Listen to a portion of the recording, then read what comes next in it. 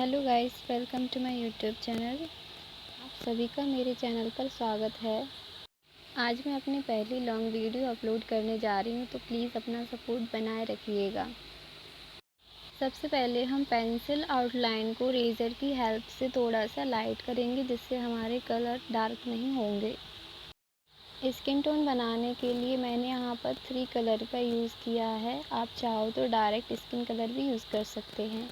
यहाँ पर सबसे पहले मैं आउटलाइन के लिए डार्क चॉकलेटी कलर का यूज़ करूँगी और उसके बाद में फिर मैं यहाँ पर फेस की शेडिंग बनाने के लिए मैंने यहाँ पर येलो कलर में थोड़ा सा वाइट कलर भी मिक्स किया हुआ है, जिससे हमारा स्किन कलर बहुत ही अच्छा आता है।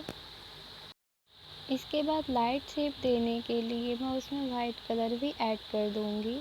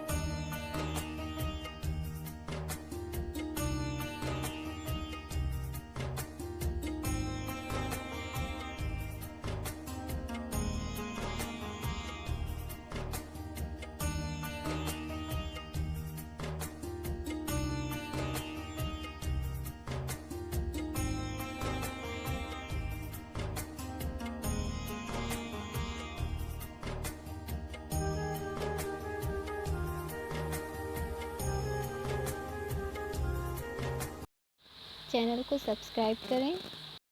वीडियो को लास्ट तक देखने के लिए आप सबका बहुत बहुत धन्यवाद। वीडियो को लाइक और शेयर करना ना भूलिएगा।